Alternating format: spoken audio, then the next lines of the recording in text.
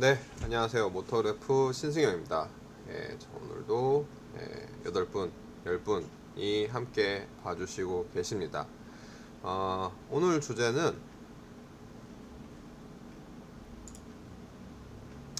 메르세데스 벤츠의 전 사장이죠. 실라키스 전 사장의 이야기를 좀 다뤄볼까 해요. 실라키스 전 사장에 대한 이야기를 다루면서 다임러 에이지가 메르세데스 벤츠 USA 사장 그리고 북미 지역 세일즈 마케팅 총괄에 디미트리스 실라키스를 선임했다고 합니다. 굉장히 익숙하죠. 우리는 메르세데스 벤츠 코리아 전 사장이었는데, 이 실라키스 사장은 1992년도에 메르세데스 벤츠에서 일을 시작했다고 해요. 다임러 소속으로 시작을 한 건 아니고 메르세데스 벤츠 소속이었고, 브라질에서 사업을 총괄 대표직이죠. 대표 사장직을 역임했다고 합니다. 2015년에 메르세데스 벤츠 코리아 사장으로 왔는데, 사실 그 당시에는 좀 의외였어요. 메르세데스 벤츠 코리아 사장직이 굉장히 중요한 요직이 됐었기 때문입니다. 이 바로 직전에 사장인 브리타 제거만 봐도 이 출신이 다르다고 해야 하나? 아니면 그 로열 로드라고 해야 하나? 그 불가피한 사고로 갑작스럽게 투입되긴 했지만 다임러 본사에서 키우던 육성하던 인물이었거든요. 그러니까 우리가 사실 현대차 그룹만 보더라도 알다시피 아무리 글로벌 기업으로 성장했다고 하더라도 미국이나 유럽이나 이런 중요한 시장의 법인장, 대표, 사장은 본사 출신의 핵심 인물을 꽂아둡니다. 그러니까 한국 시장은 벤츠 내에서 중국, 미국, 독일, 영국에 이어서 5번째 5위 시장이고, S클래스 같은 경우에는 심지어 독일보다도 많이 팔리는 시장이에요. 이 시장에 브라질 법인장 대표 출신이 맞는다고 하니까 좀 의아했었거든요.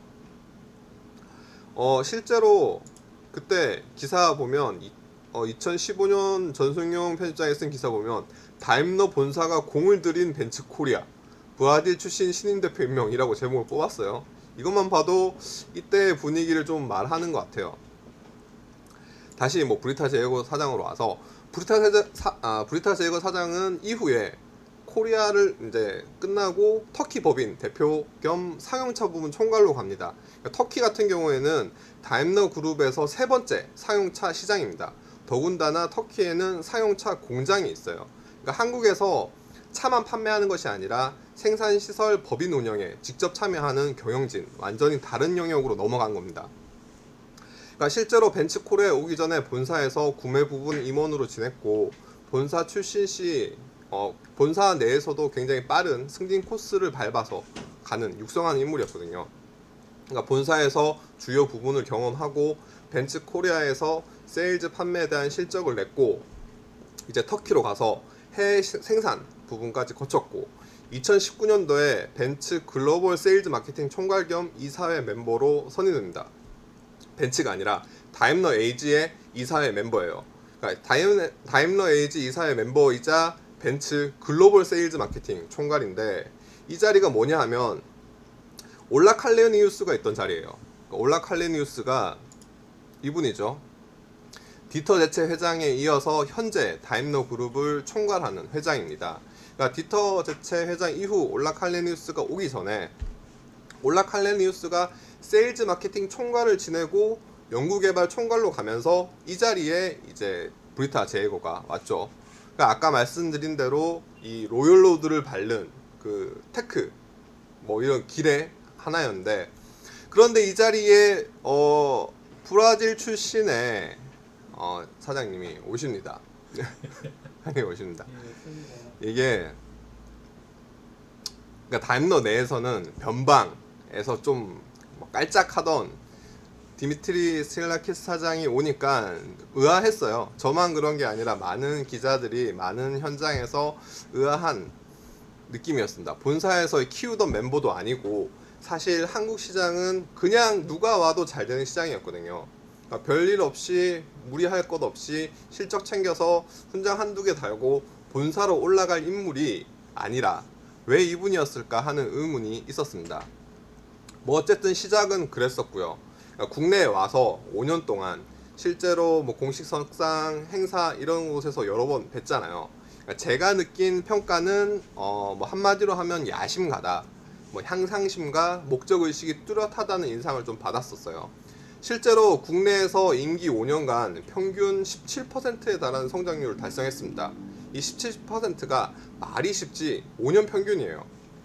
그러니까 외국인이든 한국인이든 보통 국내에서 수입사의 법인장, 한국 법인장을 맡을 경우에는 실적을 조절합니다. 당장 내년에 어떻게 판매가 될지 모르니까 이 성장 속도를 조절하는 거죠.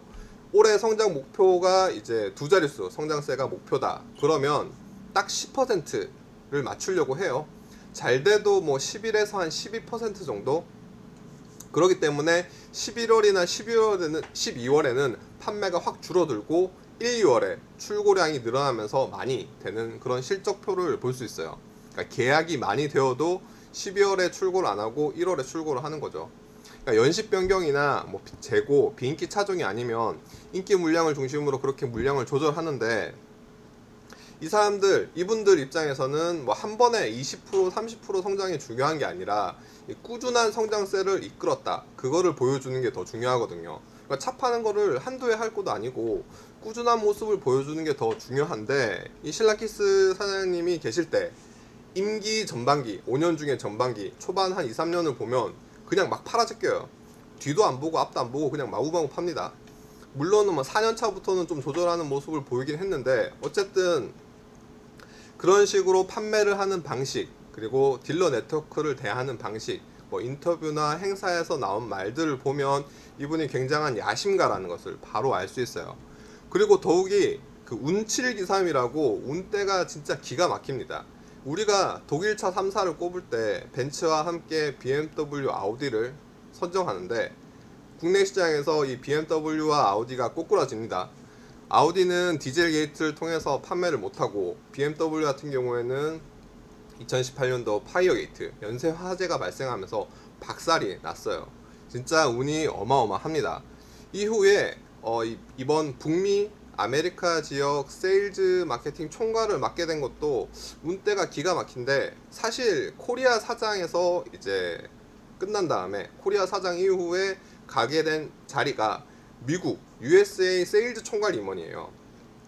승진이죠. 물론 승진인데, 이 코로나19로 인해서 트럼프 행정부에 취업비자 발급 제한을 걸었습니다. 그러니까 미국으로 가야 되는데, 세일즈 총괄로 가야 되는데 취업비자 발급 제한이 걸려버려서 못 가요. 그래서 결국 가게 되는 자리가 캐나다 법인장입니다. 캐나다 법인장은 한국보다는 훨씬 더 낫죠. 그런데 갑작스럽게 북미 세일즈 마케팅 총괄 니콜라스 스펙스가 돌연 사의를 포기합니다. 뭐 건강인지 뭐 개인 사정은 잘 모르겠지만, 더 상위 조직인 북미 총괄, 그 세일즈 마케팅 총괄이 자리가 비면서 거기에 지원을 하는 거죠. 지원을 하고 선임이 된 거죠. 그러니까 진짜 근 한 1년 사이에 자리가 왔다 갔다 하면서 인생은 한치 앞을 볼 수 없다고 코리아에서 실적을 빵빵 터뜨리고 미국 세일즈 총괄로 가나 했는데 코로나 때문에 막혔다가 그보다 더 높은 USA 사장과 북미 지역 세일즈 마케팅 총괄로 갑니다. 그렇다고 해서 뭐 제가 이분을 좋아하냐 잘했냐는 건 절대 아니에요.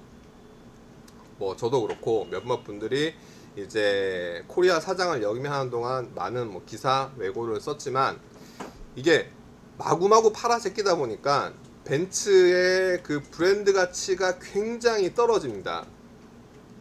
이 삼각별에 대한 존중 가치가 저는 뭐 굉장히 많이 떨어졌다고 봐요.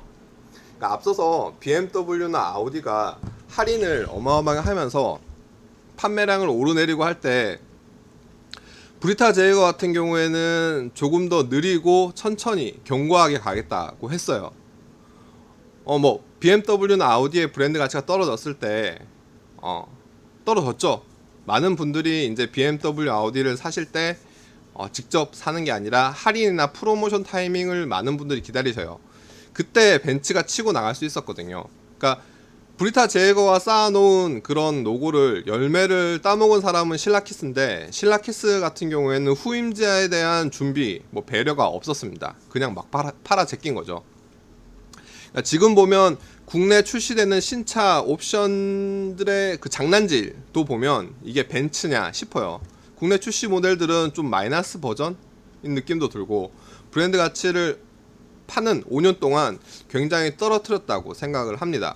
두 번째로, 제거 때와 달리 딜러 관리도 잘 안 돼요. 벤츠라고 하면 뭐 벤츠 코리아는 한성, 효성, KCC 등이 있는데, 과거에는 뭐 한성, 효성만 있을 때 한성이 어떻게 굉장히 갑질을 좀 합니다. 한성 같은 경우에는 뭐 화교계, 레이싱홈 계열 이제 회사인데, 벤츠 코리아와 벤츠 파이낸셜 코리아의 2대 주주예요. 두 번째로 가장 큰 대주주인데, 뭐 그렇다고 해서 대기업인 효성이 가만히 있진 않겠죠. 인기 물량을 누가 먼저 받냐, 마진을 갖냐 가지고 서로 치고받고 싸우는데, 제거 사장이 있을 때 이런 걸 좀 잡았어요. 안정을 했어요. 근데 실라키스 사장 때 이게 다시 흐트러집니다. 그러니까 지금 벤츠가 잘 팔리고 잘 나가니까 이게 표면 위로 안 올라오는 거지, 내부에서 점점 곪고 있다고 생각해요. 판매량이 떨어지고 다른 이슈가 나오면 이건 분명히 터지는 상황입니다. 이 판매량이 늘어나는 것에 비해서 서비스에 대한 투자도 굉장히 좀 적은 편이에요. 물론 벤츠가 없다는 게 아니라 신차 판매량에 비해서 서비스에 대한 투자가 부족하다라고 말씀을 드리는 건데, 차량 서비스가 신차 팔고 바로 나오는 게 아니잖아요. 3년이나 5년 뒤에 따라오는데, BMW나 이런 브랜드와 비교했을 때 서비스 센터, 워크베이, 정비 인력 이런 것들이 모두 빡빡합니다. 물론 이 수입차 시장에서 뭐 안 그런 업체가 없긴 해요. 다들 그래요. 그냥 물속에서 목만 내놓고 할딱할딱거리고 있는데, 그렇다고 벤츠가 그러면 안 되는 문제잖아요. 그리고 또 하나 더 꼽자면 이게 제일 큰데, 환경부에서 최근 뭐 메르세데스 벤츠 배출가스 조작 혐의를 고발했고 검찰 수사에 들어갔습니다. 그러니까 실라키스 사장이 이 문제를 회피했다라고 보고 있어요. 그러니까 출장 면목으로 검찰 조사가 들어오기 직전에 한국을 떠났고, 분명히 임기가 남아 있음에도 불구하고 귀국을 하지 않았어요. 뭐 도피냐 뭐냐라고 질문을 하면 출장이다, 들어온다, 말로는 그랬는데 결국엔 안 들어왔죠. 이 배출가스 조작을 뭐 벤츠 코리아에서 한 건 아니에요. 벤츠 본사에서 했겠죠. 그런데 우리가 BMW나 아우디 폭스바겐 사태에서 봤듯이 이 벤츠 코리아에서 알았느냐 몰랐느냐는 굉장히 중요합니다. 한국 법인을 이끄는 우두머리가 이 사태, 이 문제에 대해서 언제 알았냐, 그리고 어느 시점에 알았냐, 그 안 이후에는 어떤 행동을 취했냐, 어떤 결정을 내렸냐는 것은 분명히 중요합니다. 그런데 안 들어와요. 그럼 이제 벤츠 코리아는 어떻게 되었냐? 그냥 빈자리로 두고 있다가 실라키스가 캐나다 법인장으로 발령이 나고, 스웨덴 덴마크 사장이었던 변 하우버를 선임하는데, 이분도 갑자기 못하겠다 거절을 합니다. 김지섭 부사장이 사장 직무 대행을 맡다가 중동 지역을 총괄하던 토마스 클라인 이분이 선임됐는데, 이게 보면 뭐 대한민국 수입차 1위, 벤츠 글로벌 5위 법인에 이렇게 돌아간다고 보는 게 좀 아니잖아요. 진짜 차가 지금 잘 팔리니까 어영부영 넘어가는 거지, 저는 이게 굉장히 좀 그렇습니다. 이 실라키스 사장이 한국에 있을 때 주한 유럽 상공회의소 회장도 했거든요. 유럽 브랜드의 상공회의소를 총괄하는 회장도 겸했는데, 그때 이제 유럽 상공회의소에서 막 발표를 하기로 유럽 차에 대한 규제가, 한국 정부의 규제가 너무 심하다 막 그랬어요. 그 당시에 한국 규제를 막 비판했던 내용 중에 뭐 전기차 배터리에 대한 안전시험 항목, 그리고 뭐 소음 기준 이런 것들을 막 이야기했었는데, 딱 그 시기에 EQC가 떠올라요. 저는 겨울철 그 저온 주행 가는 거리 기준을 통과 못해서 환경부 보조금을 못 받았거든요. 불만이 가득할 수 있겠죠. 대외적으로 벤츠 코리아는 환경부 보조금을 신청하지 않았다라고 하지만, 제가 봤을 때 기준치를 통과하지 못해서 못 받은 겁니다. 그러다 보니까 EQC 초반에 판매량이 박살이 났고, 그런데 벤츠 코리아로 대답을 하는 게 아니라 유럽 상공회의소 회장으로서 정부에게, 야 규제가 너무 심한 것 같다, 전기차 배터리 이런 거 막 이야기를 하시는 거예요. 제가 물어봤어요. 벤츠코리아에 물어봤는데 이거는 벤츠코리아 사장으로 이야기하시는 거냐, 유럽상공회의소 회장으로 이야기하시는 거냐라고 하는데 대답이 없으세요. 직접 만나서 물어보려고 했는데 뭐 코로나 터지고 뭐 미국 가셨으니까 잘 뭐 대답 못 듣긴 했는데, 하여튼 좀 그래요. 예. 굉장히 좀 그런 이야기가 있습니다. 이게 갑자기 3,000%로 빠졌는데, 뭐 지금 이뿐만 아니라 국세청이랑 5년째 진행하고 있는 소송도 그렇고, 환경부의 배출가스 고발에 따른 검찰 수사도 그렇고, 이게 자신의 임기 중에 발생한 일이잖아요. 자신이 이끌었던 조직이고 굉장히 중요한 일이고, 그런데 이런 행동은 좀 그렇지 않나. 뭐 제가 진짜 제 개인 방송을 했으면 도피 논란이 아니라 그냥 빤스런이라고 썼겠죠. 네, 빤스런 썼는데, 뭐 어쨌든 결론적으로 그럼에도 불구하고 이분은 굉장히 잘 나간다. 벤츠 코리아도 잘 나간다. 입니다. 뭐 제가 지금 뭐라고 하겠어요. 그랬다는 거지. 예, 그렇습니다. 이게 이런 이야기들, 이슈들이 굉장히 많았고, 이분 뭐 압수수색을 했는데 검찰 조사 나오기 전에 출장을 나가셨고 국내 들어오지 않으셨고, 국내에서 이분은 이제 코리아 사장 못하겠다 라고 하시면서 안 오겠다 하시고, 김지석 부사장은 대행 직무전환을 했고 새롭게 이분이 선임됐습니다. 이렇게 선임이 됐는데 1년의 과정을 보면 아까도 말씀드렸듯이 수입차 1위의 그런 대표법인 내 행보로는 굉장히 아쉬움이 많고, 벤츠 내에서도 신경을 안 쓰는 지역이 아니잖아요. 5위 시장인데 굉장히 좀 이런저런 안타까움이 많아서 그런 것들이 있습니다. 오늘도 댓글을 조금 읽고 말씀을 드릴게요. 최은호님, 중국 자본이 덮고 있다. 미국에서 터져야 할 텐데 라고 말씀을 하셨고, 박준희님, 앞을 내다봤다 라고 말씀을 하셨고, 박준희님이 지금 벤츠가 잘 나가는 거는 브랜딩 때문이다 라고 말씀하셨는데, 그 브랜딩 작업을 그 전전 사장, 그러니까 지금 이제 글로벌 세일즈 총괄을 하고 있는 브리타 제이거 사장이 굉장히 좀 잘했어요. 그러니까 BMW나 아우디가 할인 판매를 할 때 우리는 할인 판매에 뛰어들기보다는 브랜딩 이미지를 쌓는데 노력하겠다라고 한 게 그 전임 사장이었고, 그 이후에 신라키 사장이 잘 누렸다고 보죠. 저는 혜택을 받았다고 노리는데, 그 이후 새로 오신 이분을 위해서 뭘 했냐? 아무것도 안 했다라고 저는 느껴집니다. 주성호님이 브랜드 이미지가 깎아졌다라고 말씀을 하셨고, 예, 박준희님, 뭐 이렇게 최인호님 댓글을 달아주셨습니다. 뭐 어쨌든 오늘은 여기까지. 다들 점심 식사들 맛있게 하시고 내일 하루도 잘 쉬시고 다음 주 뵙도록 하겠습니다. 네, 저희가 어제 뭐 노조 이슈도 그렇고 오늘 벤츠의 기사도 그렇고 약간 좀 뭐랄까 삐딱한 시선이 될 수밖에 없는데, 가급적이면 이 카더라는 공식적인 기사는 아니잖아요. 모터래프 편집 방향과 다른 저의 개인 의견을 말하는 방송이니까 조금 더 이런 내용들이 많아질 것 같습니다. 예, 다들 수고하셨고요. 예, 상품들 드릴 수 있도록, 돈을 벌어서 드릴 수 있도록 하겠습니다. 저는 지금까지 모터래프 신승현이었습니다.